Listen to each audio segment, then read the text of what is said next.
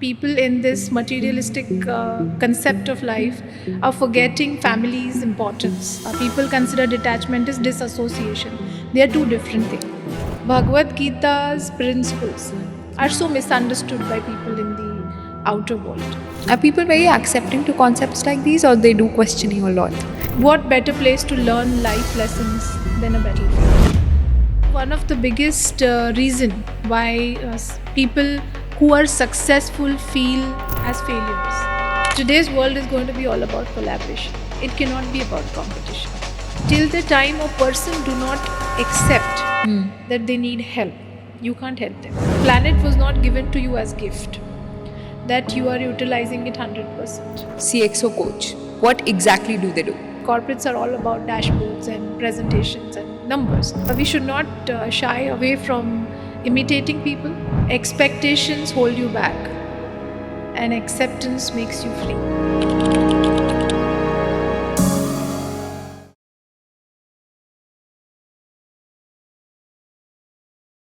Hello guys, and welcome back to another episode of Mike Pe Milenge. I'm your host Tamanna.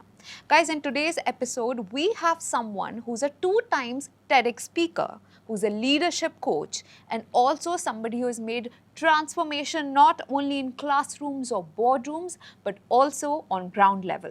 So you imagine yourself, 24 plus years of experience, 10,000 plus hours of training, and exposure from Europe to North America. All of these are just not numbers, but this is real impact story. So Dr. Asmani has connected the depth of behavioral science of Bhagavad Gita, ESG, and modern business that makes her truly stand out in the industry today.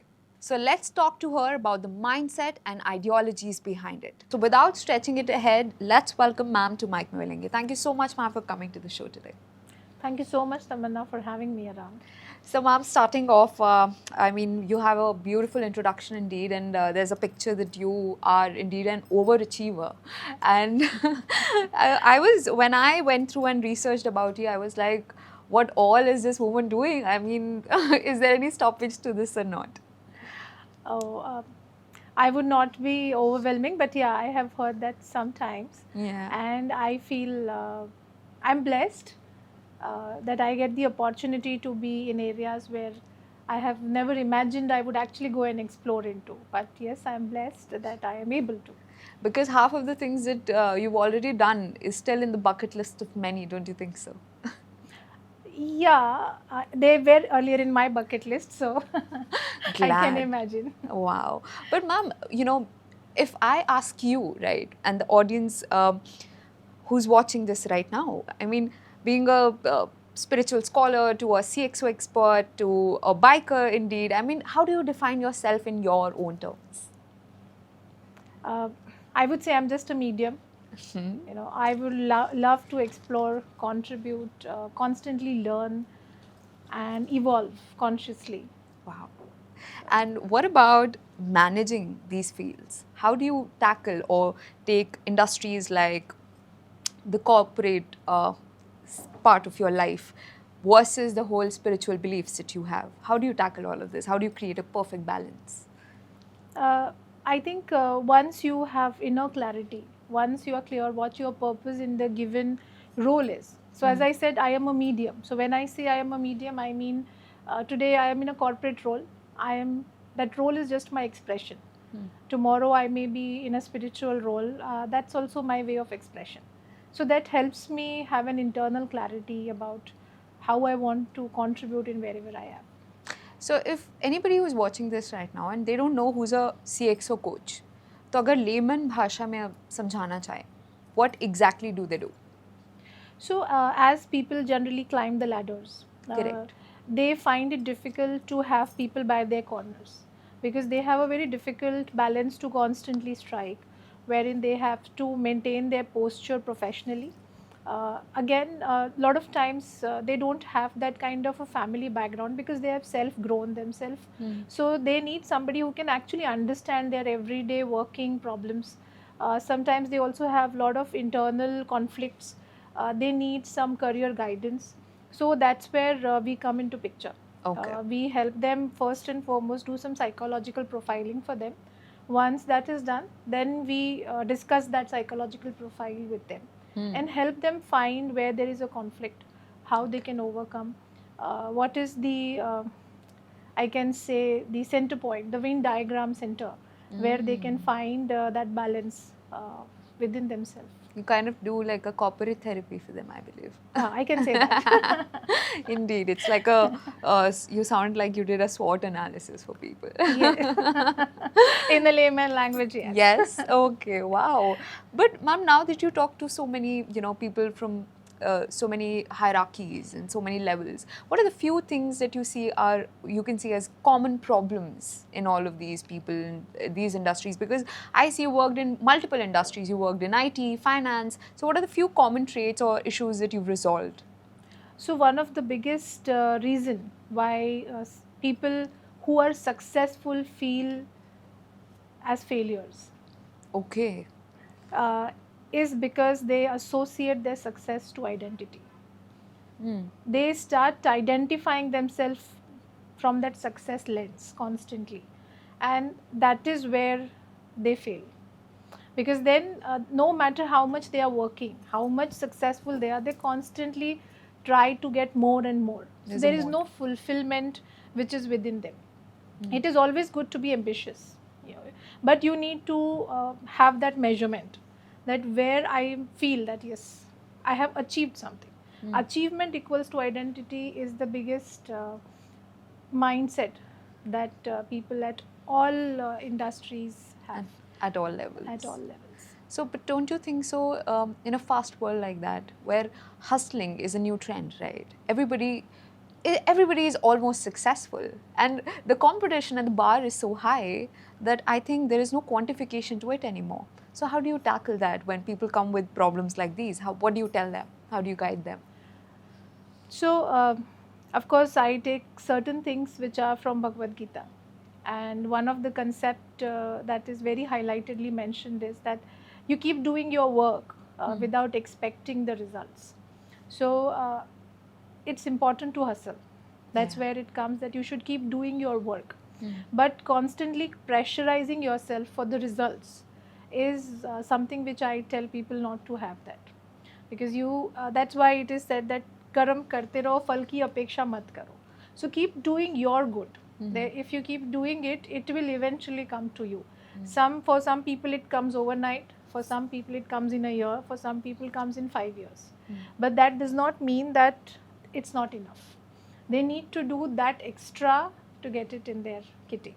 Right. And in this, again, people say that the moment we speak about don't have expectations, it's about detachment. I say detachment is to results. Detachment is not to what you are doing. So detachment definition sometimes is not very well understood in corporates, or rather in the today's modern era. People consider detachment as disassociation. They are two different things. Okay. What is the thin line between? So detachment basically means you don't get lost into it. Okay. So as I said, that people find it identity crisis because they are not getting it. That's where detachment is important. That you keep doing it, but stay detached from it. In the process of doing it, you should not lose yourself. So it's two different things. Losing yourself and still keep doing it is what detachment is. So the moment you lose yourself, it's gone. It's gone because you are attached to it. Today, so if I may ask people, I generally do this exercise with a lot of my trainings. Okay. I ask them, note down, what was your success definition when you were in 10th standard? What was your success definition when you were in college?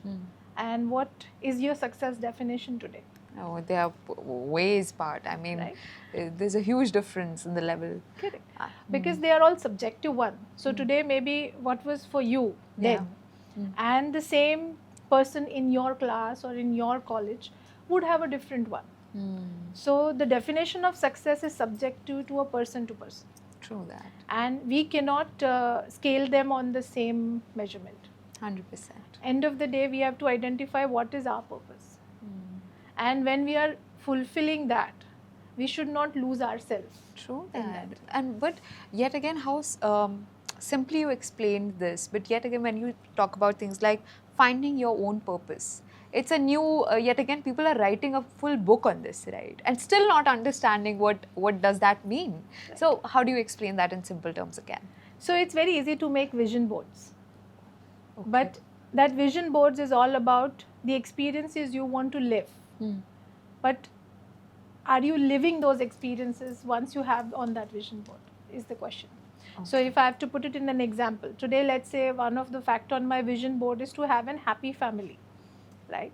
So I think it's there on most of people's vision board, right? Correct. So once you have that, you have to work for it. You can't say that on 2027 January I'll have a happy family on my vision board and that's what I'm manifesting. Just manifestation is not going to help. You have to constantly make efforts. That's where the action karma comes into picture. Okay. That you have to make those smaller adjustments for the family, the smaller gestures for the family. So just making a vision board or just manifesting is not going to help. You have to keep working towards it. But say in January 2027 I don't achieve my vision board. Correct. That does not mean I don't have a happy family. I still would have a family, may not be as picture perfect as it is there on my vision board, but I would have improved 30%, 40% over the last 1 year wherever I have put in my efforts. Oh. I mean, And- sometimes it's also about how we are perceiving it, right? Yeah. But don't you think, man, these days nobody has a happy family on their vision boards? I mean, we've lost that. Don't you think so? We have a Europe trip, or maybe a car, or maybe I want to be promoted to a manager. But don't you think we've lost the essence of true life or a good life that actually kind of guides us through, which we say is a part of an everyday life rather than what we'll have few years down the line? Don't you think so? So I want to tell the people around that it is important to have a happy family in your vision board. Even if you have a happy family, you should constantly have that one ongoingly. Why? Because they are going to be the center of your life. Today, if you are on a Europe trip on your vision board, right, and you fall sick, no car or no company is going to come and help you. It's the family who will fly over to help you. So it's important, as you rightly mentioned, that people in this materialistic concept of life are forgetting family's importance. Yes, it is important. That is one thing which I want to keep, remembering people that yes, family is important. And today I would give a lot of credit to my family because kind of the multiple activities I am able to do is because I have a strong family back home. If I'm traveling or if I'm working in odd hours, right hours, wrong hours, every time they are available there if I need a support to them. See, we are here discussing world problems when your family is there, right? Yes. That's possible because of that reason. Wow. So in this world war, if I again try to bring in that, right, since you mentioned on the world problem, but yeah, world needs family. Today, if you have a world war, tomorrow, yesterday we had COVID. Who was with you? Family. Family. So that concept people has to remember. It's very important to live in present. It's very important to live for today. But let's not forget that today should have your people who love you along. Correct. Because what about work? वो तो मतलब वो चलता रहेगा. There is no end to it, is it? Right? There's no end to it. I think after this session, I'll require your help. Wow. Always. Very enlightening. I'm going through an awakening right now. I'm glad. Oh, wow. Also, ma'am, a very interesting thing when I was Googling you, I was trying to find you and more about you. I saw that you did a TED Talk speak, right? Yeah. What about it? You just tell me the experience. I'm very fascinated about it. So I did 2 TED Talks. Wow. The first one was about Gen Z. Okay. It's about Gen Z in the workspace. Mm-hmm. And the other one was about Bhagavad Gita in our real life, right? So when I speak about the Gen Z part of the TED Talk, when I was doing my own research, what I realized is a lot of times we are in process of tagging people based on what we listen to. So right now, Gen Zs in workspace are called as entitled because they constantly come with expectations, and they would not talk about what they are here to deliver, but they will talk about what they are expecting. Correct. So when I was doing that research, what I realized deeply is it's not only about how they feel, it's also about how they have been brought up. Because Gen Z, most of the parents would have struggled, right? And when today there is a possibility of a modern life, a more convenient life, they prefer that their kids have that convenience around. And that culture is there very much deep rooted in them, that life is not difficult, it's convenient. Correct. So why are you all slogging so much? You have to take a break, take a chill pill. Yes. And that's how when they come in workspace, they come with that attitude. Today they all have partially somewhere a family shelter wherein their parents are overseeing them, or they may have their grandparents who are overseeing them. So they don't have that pinch of financial struggles as much as generations before had. Right. And that's why they come in a different tone. And I also remember that when millennials were coming into the workspace, Yeah. again there was a lot of discussion about that also. Because every 20 years when a new generation comes into picture, they would come up with a different lifestyle. Altogether. Because in these 20 years we would have developed, we would have a better life, we would have changed, we would have more conveniences. So they come with that kind of mindset.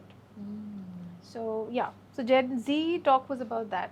Okay. The Bhagavad Gita talk, so TEDx has a pattern wherein they would not want you to speak about religious or any kind of beliefs, because that conflicts with their naturally their way of podcast, rather promoting the speech. Because if I talk about my belief, somebody may have a different belief. Correct. We are now 7+ billion people and everybody have their own belief. So then they would have some legal experiences. So they then ask the speakers not to quote it into the belief part of the section. Correct. So they always would say that if you do the TED talk and if you speak too much about beliefs and religions, they would not utilize those talks. Right. So that was the first time when I realized that Bhagavad Gita's principles are so misunderstood by people in the outer world. They are indeed. They all consider the moment we speak about Bhagavad Gita as a spiritual discourse or something about belief. But I believe Bhagavad Gita was said on a battlefield. And what better place to learn life lessons than a battlefield, where there is no fear of losing and there is no guarantee of victory. Wow. Right? You're already here to die, and you're not sure that if you die or if you survive, you will win. So in that kind of environment, when such a discourse has been done, you need to learn a lot of principles, lot of values, or lot of frameworks from that. Correct. Wow. So when you were reading it for the first time, how was that for you? First time I read way back, sometimes in my teens, because I come from a very spiritual family. Okay. So my mother was the one who used to drive us towards too much of spirituality, and then as teenagers it was felt like a little enforcement of spirituality. But then I did not find it interesting. Okay. So I did not read it too much. Again, as I grew, it was on my bucket list, but I never got a chance to have that peace of mind to read through it. Okay. I finally only got my chance in 2020 sometime after COVID, when we had a pause and we were reflecting on things. And that's where it created a lot of interest. Okay. And if I have to say, my first experience was then. Yeah. It was quite enlightening or quite shaking, because it gave us a lot of perspectives which we never have. It can be the chapter 1 which speaks about the dilemmas we have in life, or if it can be chapter 4 which speaks about what kind of actions we should do, or it can be chapter 9 which speaks about what kind of life one should live. Did you imbibe all of these things that you learned in your personal life as well?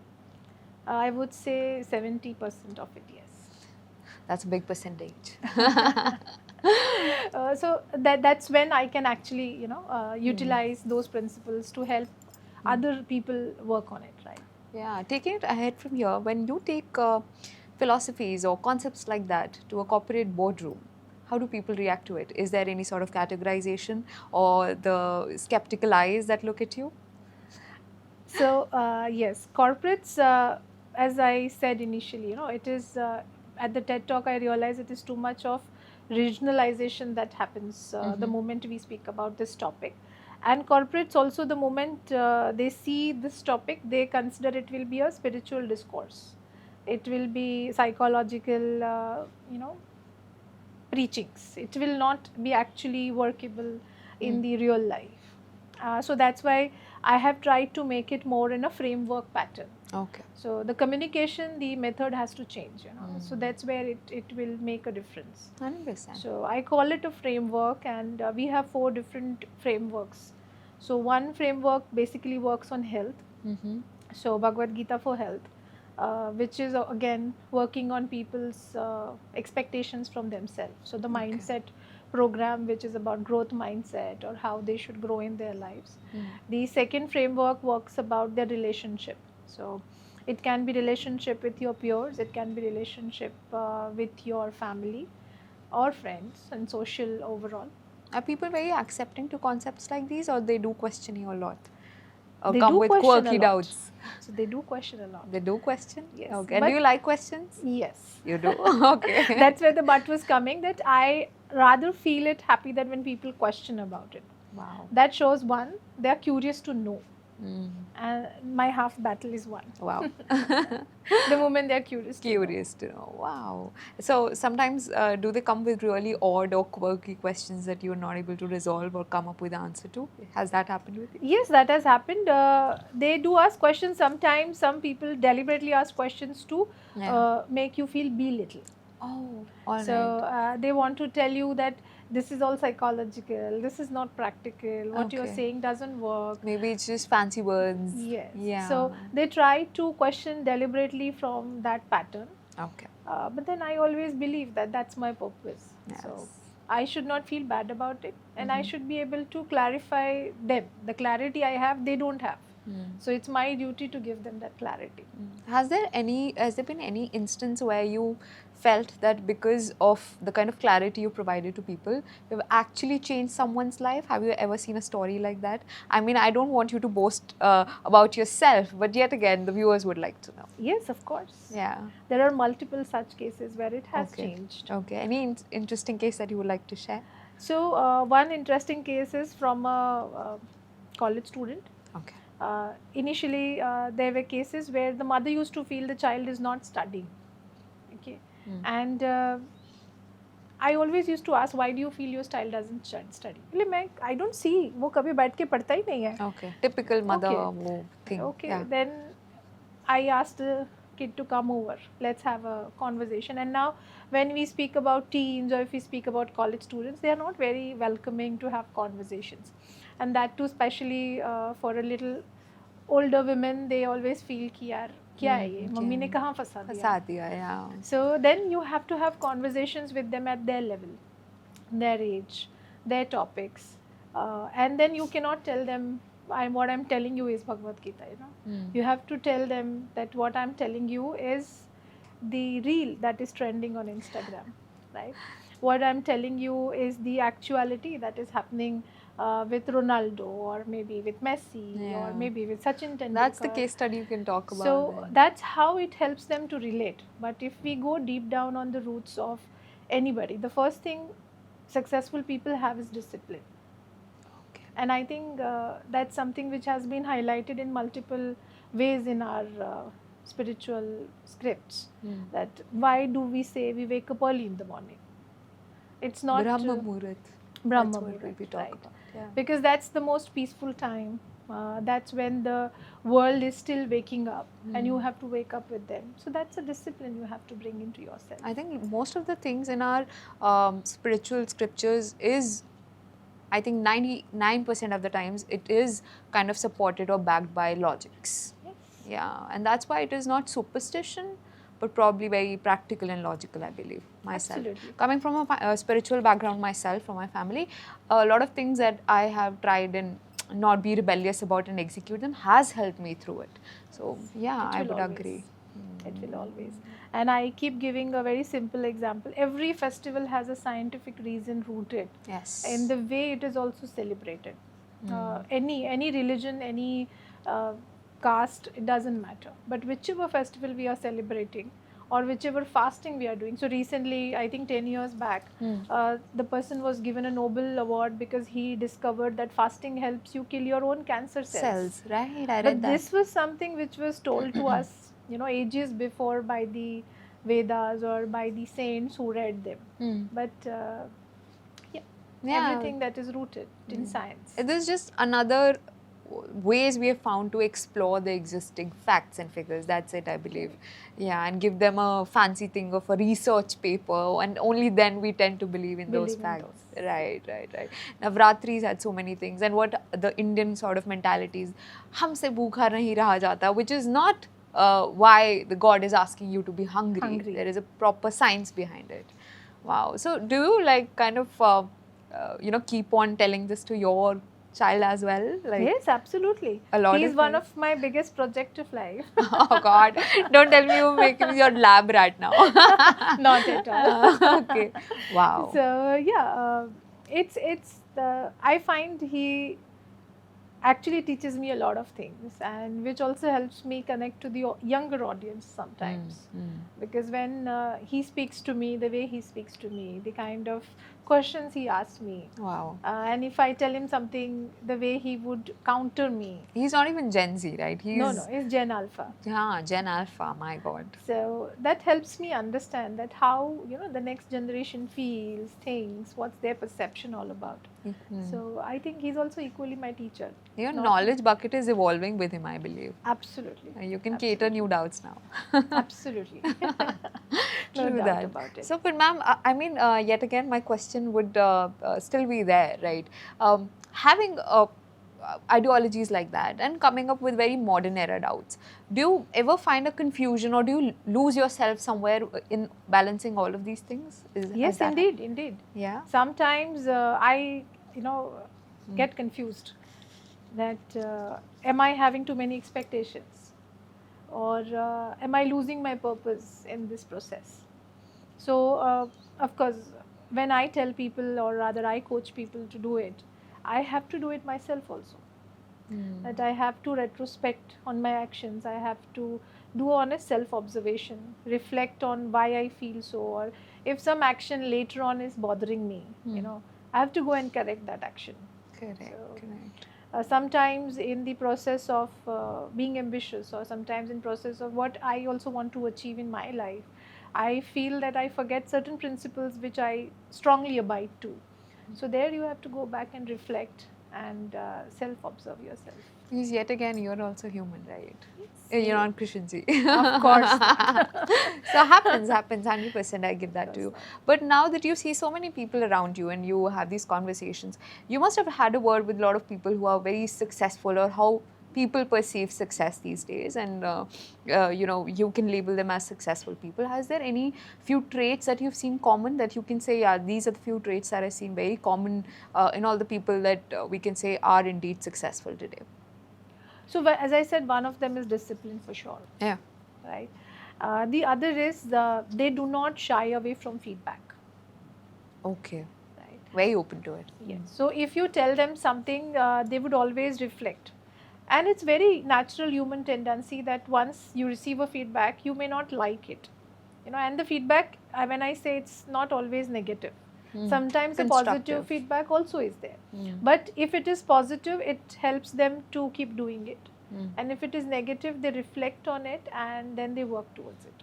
Okay. If they stuck, they, of course, wherever I am supporting them, they do come back questioning that, even if we like to, make this change, we are not able to make this change. How can we, still keep pushing ourselves to do it? Right. It's like when I'm doing exercise, if I'm not able to do the burpees, I would ask my instructor, what's my alternate? Okay. So yeah, there is always an option that you can opt for. I like that example. Okay. Also, ma'am, I saw that you wrote a book, right? If you could tell your audience, what is it all about? So as I said, my book speaks about feedbacks, I would say. Oh. So it's about, we a lot of times look at some people around and we like their styles. Hmm. And immediately there are two things that comes to our mind. The first thing is they are my competition. Or the second thing that comes to my mind is if I do the same thing, I'll be seen as a copycat, right? And this is something which has been imbibed by us by culture, that we should not copy somebody. Hmm. But I would rather challenge the thought that if you are being liking somebody or style, the way somebody talks, somebody behaves, that means that style is something which you should adopt. Okay. You should try to bring it in yourself. And it's not necessary that the way you are presenting yourself today, if I like it and if I pick it up, it will not be the same. Hmm. I'll always have my own colors and Version. flavors to it. Yeah, true that. And then again, somebody would like my style tomorrow and they will like to pick it up. They will have their own flavor to it. Correct. Right? Correct. So the book is about we should not shy away from imitating people. Okay. It is just that that imitation should have your flavor. Oh, how did this thought come into you? Like, what was the inspiration here? No, I have no inspiration. And I would not. I actually don't remember, because this book I rewrote in way back 2018. So actually, it just a thought that came to me, because a lot of times what we feel is, as I said, copying is not the rightest way of doing it. And when somebody appreciated me for that particular thing which I picked up from somebody else, that adaptation helped me create a nice impression on someone.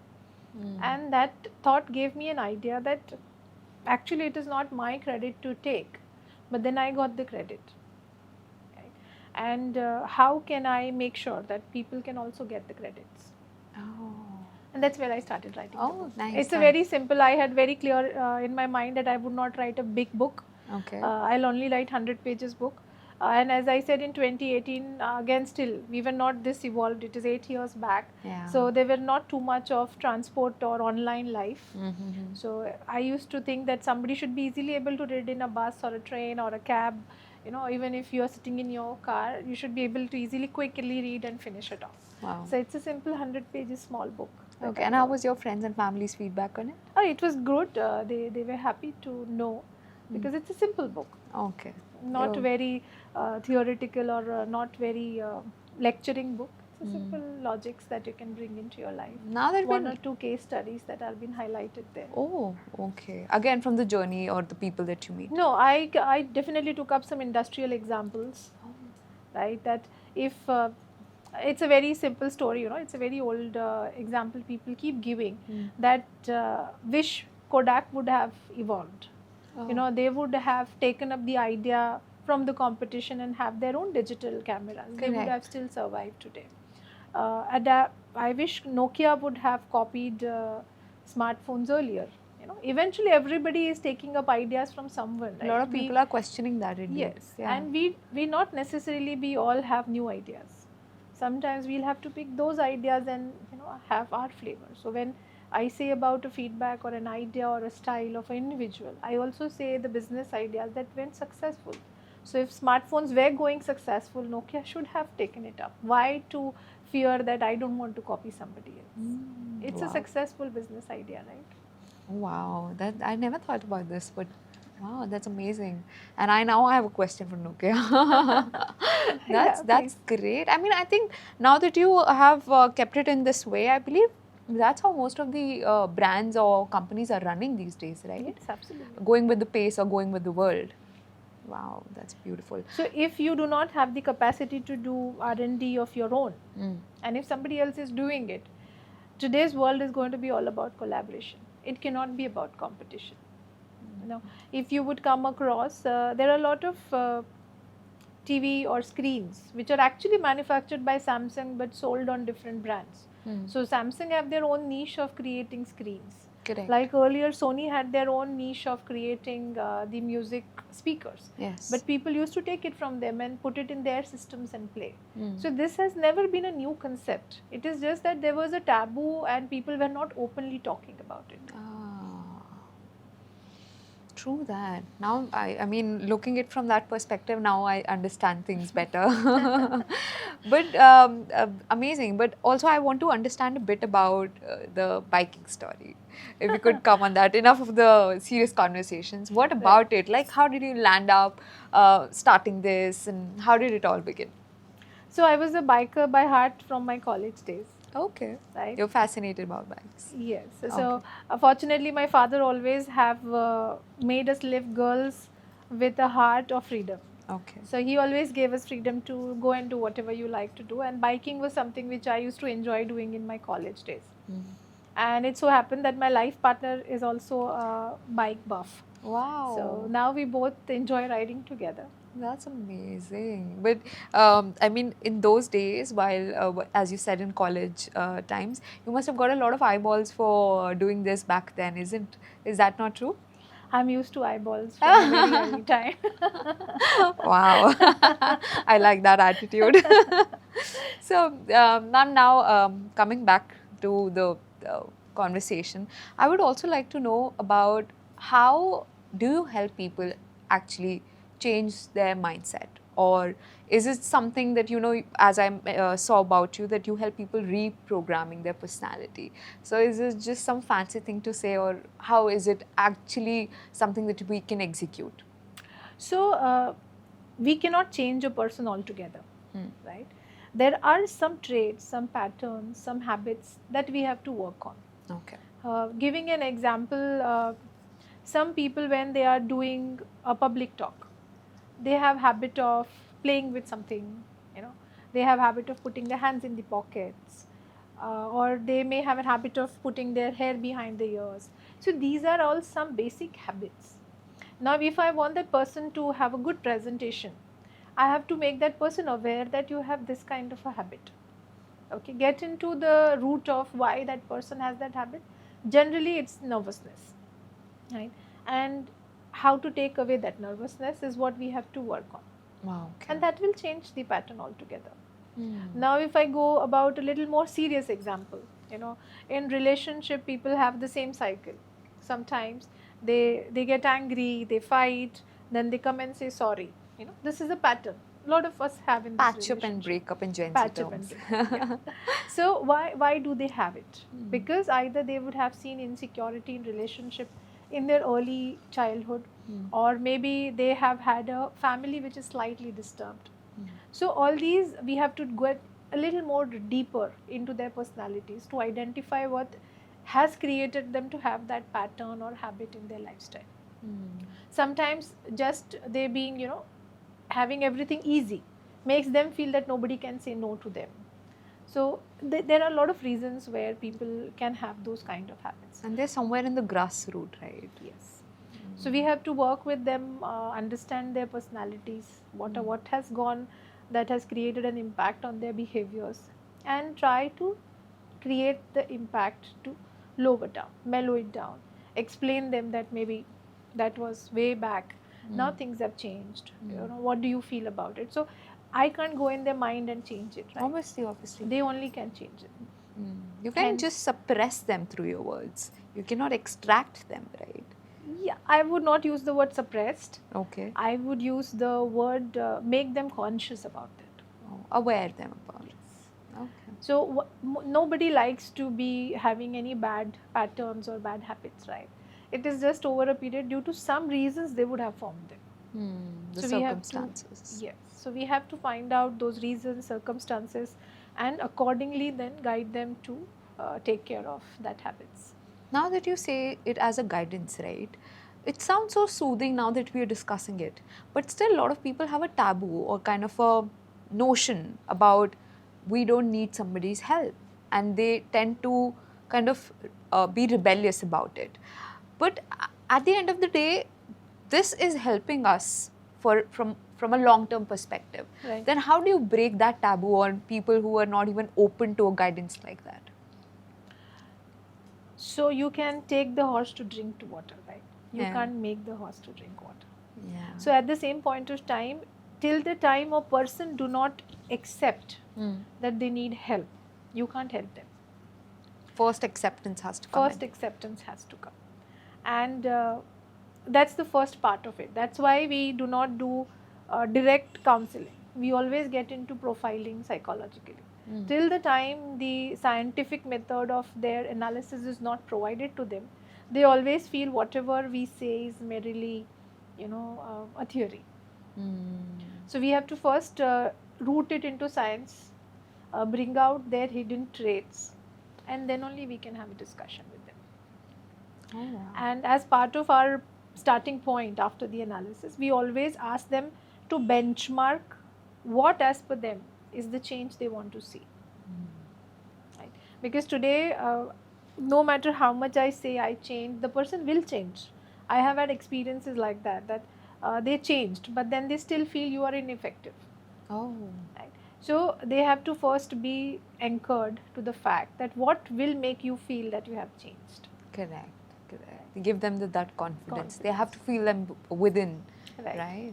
So in school, if we say I need 100 out of 100 to be the most intelligent person, similarly in any process that we start, what your 100 is the question we ask. Oh, wow. I like how beautifully you put it. Now, sometimes it feels like you're questioning me only. It's like I'm questioning myself internally, making me doubt myself. Okay. Also, ma'am, now that you're coming from the corporate world as well, wherein you deal with people, there are few fancy terms that, again, which is fancy for me and people out there: ESG, sustainability, and net zero. So are these just terms that people use to just kind of sugarcoat what they're doing, or does that still exist? So ESG, somewhere in corporates have come way back. Almost been a decade, people have been talking about it. Yeah. And if I see why did ESG come into the picture in the first place, is because we all forgot our responsibility to the nature. Correct. Right. Indeed, human minds are driven only when there is a carrot to it, and that's why every framework has to have something for them. Hence, ESG framework was created wherein it will be a compliance point of view. In corporates, I would say most of organizations are running after compliance, but I also have people, organization I know, they are doing it in honest work towards ESG. Okay. So every coin always have two sides. So of course ESG in people's mindset today is all about investing money, but I feel it is a small consciousness that you have to bring in your simple daily life, at your work, at your policies, at your kind of, if you are making any kind of emissions, how can take care of emissions, if you are utilizing any kind of natural resources, how you can preserve them and do it. So that's an important ESG concept people have to understand. The awareness is still not 100%. You guide corporates for this, right? So how do you assist them through this? So of course there is a technical framework which is available. The scope 1, scope 2, scope 3 are there. Scope 1 is more about how we work on utilizing green energies, how we can reduce our usage of natural resources. Scope 2 works focusedly on how you can regenerate those. And scope 3, because then 1 and 2 is more about your in-house management, and scope 3 then works to your vendors, to your suppliers, to your customer, like whom you are delivering. So there you can again make some changes with their agreements wherein they also start complying for you. Wow. So all those things are there, and that's how it becomes more compliance and more framework oriented, where it has to be measurable, it has to be what kind of changes are bringing, you can count and you can show, because again corporates are all about dashboards and presentations and numbers. Yes. So that's I just in the name of ESG, I only here we planted 500 plants this year, and that's 1,000 is our next year's goal. Absolutely. Yes. But yes, ESG, as I said, we all need to remember the purpose of that whole concept. Correct. Is because we have to be responsible towards this planet. So I somewhere have heard a very beautiful thing that someone said. I don't remember who that was, but in one of the conferences I heard that the person said that it is not, planet was not given to you as gift, that you are utilizing it 100%. Remember, it was handed over to you to take care. so that you can take care of it for the next generations to come. Correct. Even I've heard this. Again, I don't remember who. Yeah. Yes. So it's a very, very thoughtful idea that If today you our think about it. ancestors gave us. And tomorrow, if we are going to give this to our next generations, have we preserved it as much? Or rather, have we made it better for them to live into? That's the, I think, ESG's heart, which we all need to remember. True that. I mean, right now you sound so melodious and you have this soothing essence to your voice. I mean, I'm like, oh God, there's so much to learn. Okay, so another question, ma'am, that I have with you is that the first time you did a workshop or a conference by yourself, were you conscious or nervous? I am conscious and nervous every day. Every day? Even though you've done, I guess, 10,000 plus hours training, right? Yes. But I think every time I get on the stage, for me it is, I hope the audience takes something from me. Oh. Right. And that keeps me constantly on my toes and I enjoy it. You enjoy it. Do you still get nervous when you stand on the stage of the podium? Yes, You absolutely. do? Oh God. Because when we hear people or see them on the stage, we don't feel like that they're going through that. So I always tell myself, and I keep telling all my juniors around, Yeah. that you know what choreography you have designed, right? Yeah. So if you mistake any dance step or if you misdo anything, they don't know it. Because that's your choreography, That's your script. choreography, yeah. So if I'm today going and doing a training and if I miss some concept or if I am making some goofing, Yeah. then I know that I goofed up. They don't know I goofed up. Wow. Smart one. That's how I'll cover up next on if I forget a question. Absolutely. Oh, wow. Also, ma'am, now that we're talking about public speaking, as you just mentioned, what about soft skills? How important are they today? Are we kind of forgetting about this skill these days? Do you think so? With AI coming in? Yes. Soft skills are today also very relevant. And most of the people think that it is a style, it is a trend, it is cool. But then there are few things which we all should remember. As I said, if you like somebody else doing it for you, you should make a point that you do it for others. Oh. That's how you have liked it, right? Because somebody did it for you. A simple gesture of holding a door for somebody can make you feel that why should I hold a door for anybody? Yeah. But I'm not saying hold a door for a lady. Only hold a door who's coming next to you. You know, that person will also hold a door for the next person. You are setting up an example. You are trying to be the leader here. So why do you think it that why should I hold? Why to bring in the ego? Why to bring in that I am nobody to hold anybody's door? They are all independent. So soft skills are important. They are important. Be it how you present yourself, be it how you speak to people, be it how you remain grounded. You know, most of the successful people I see, they are all grounded. But for that grounded, you need to have that fulfillment within yourself. And also, I saw that you somewhere wrote that if they are executed well, they can take you to places or they can take you to heights. What do you mean there? So, as I said, if I hold a door for somebody, Yeah. you know, the other person will feel good about it. I never know when that other person is going to bring something for me. Yeah. True. And that's why it is said, keep doing your work and don't expect anything. Wow. So soft skills can be, if you speak to somebody nicely today, be it in a bus or be it in any open place, Yeah. tomorrow that person will remember you and that person will come to you for their work. You never know.